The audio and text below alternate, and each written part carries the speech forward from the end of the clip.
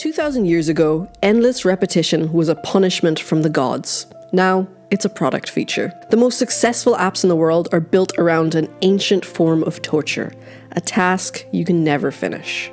Every morning, Sisyphus pushed a boulder up a mountain. He strains against it, he gets it almost to the top, and then he watches it roll all the way back down. So he walks down the mountain, and he starts again, for all of eternity. The ancient Greeks imagined this as one of the worst punishments you could possibly inflict on a human being. Not because pushing a rock is particularly horrifying, but because the task can never be completed. There is no progress, no final push, no moment where Sisyphus gets to stand at the top of the mountain and say, "I'm done." Which makes me think about the fact that we've voluntarily invented something remarkably similar, the infinite scroll. You open Instagram, scroll, someone got married, scroll, war, scroll, someone's morning routine, and eventually you close the app, and maybe you think, wow, what am I doing? And then a few minutes later, you open it again. The strange thing is that there is nothing you're trying to reach. When you read a book, eventually there is a final page. When you watch a film, the credits roll and you can go on Letterboxd. When you do a crossword, eventually every square is filled. When you walk somewhere,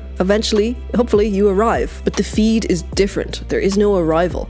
There is always another post underneath the one you're looking at. Another AI video of fruit. Another little piece of information that feels important for approximately 3 seconds before disappearing beneath your thumb. You cannot complete Instagram. You cannot finish TikTok.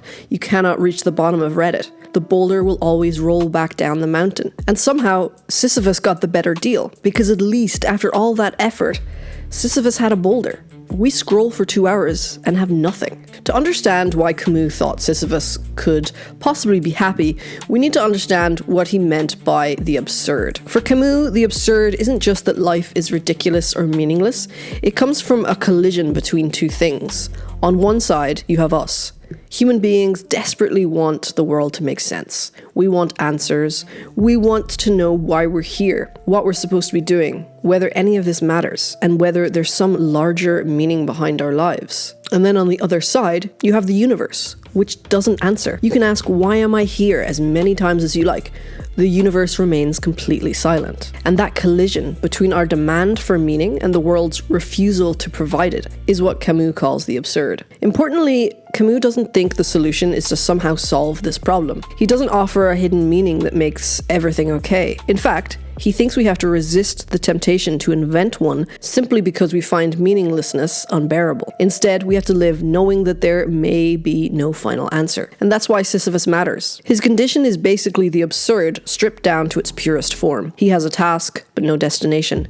He works, but nothing accumulates. Every achievement is immediately undone. And yet Camus doesn't look at him and see a defeated man. He sees someone who might teach us how to live when there is no finish line. Which brings us back to the scroll. Doomscrolling is one of the ways we avoid confronting the absurd. Camus says there is something uncomfortable about being fully conscious of our existence. We want meaning, certainty, and answers, and the world doesn't necessarily give them to us. And there are moments where we become particularly more aware of this. Boredom, repetition, loneliness, lying awake at night, waiting for something, doing the same commute for the 1,000th time. And what do we now do the second one of those empty spaces appears? We reach for our phones. Waiting for the bus, phone. Sitting alone in a cafe, phone. Can't sleep, phone. 30 seconds while your friend goes to the bathroom, phone. We have almost completely eliminated the little pockets of nothingness in which we might actually become conscious of ourselves. Sisyphus is conscious, the doom scroller is distracted. There is, however, a very modern twist to the story of Sisyphus. The Greek gods designed Sisyphus' punishment. Silicon Valley engineers designed ours. Zeus needed a boulder that would roll back down the mountain every time Sisyphus reached the top. Tech companies needed a feed that would never reach the bottom. The goal is remarkably similar. Remove the possibility of completion. Except the motivation isn't divine punishment, it's profit. Social media companies sell attention. The longer you remain on the platform, the more valuable you are. So some of the smartest engineers in the world have spent years removing the little moments that might make you stop. Camus ends the myth of Sisyphus with one of the most famous lines in philosophy. One must imagine Sisyphus happy. Which sounds ridiculous. Nothing about Sisyphus' situation has changed. The boulder is still going to fall. He still has to walk back down and push it again forever. What changes is Sisyphus himself. Camus focuses on the moment after the boulder falls, when Sisyphus walks back down the mountain. In that moment, he knows exactly what is happening to him. He has no illusions that this push will be different. He doesn't expect the gods to rescue him or pretend there's some greater purpose behind the rock. He simply sees his condition clearly. And for Camus, that consciousness is what makes Sisyphus powerful. The gods can control what happens to them, but they can't force him to believe that his suffering has some meaning it doesn't have. His punishment belongs to the gods.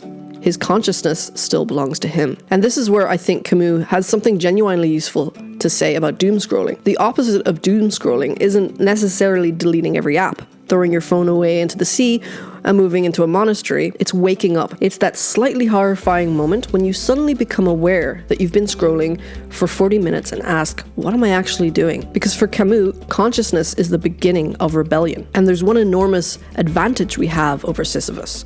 We can put the boulder down. Sisyphus cannot leave the mountain. We can close the app. And maybe the most Camusian response to doomscrolling isn't trying to escape the absurdity of being alive by filling every moment with stimulation. Maybe it's allowing ourselves to experience those moments again. Be bored. Wait for the bus without reaching for anything. Walk somewhere without needing to consume something. Sit alone. Notice where you actually are. Camus doesn't promise that life will suddenly reveal some grand meaning if we pay enough attention. That's precisely the point. We don't need the universe to explain itself before we're allowed to participate in it. There is still food to eat, people to love, sunlight, music, work, friendship. The ordinary experience of being alive is still happening while we're looking down at the screen. Sisyphus was condemned to an eternity. We aren't. Our time is finite. And maybe that's the final difference between his boulder and ours.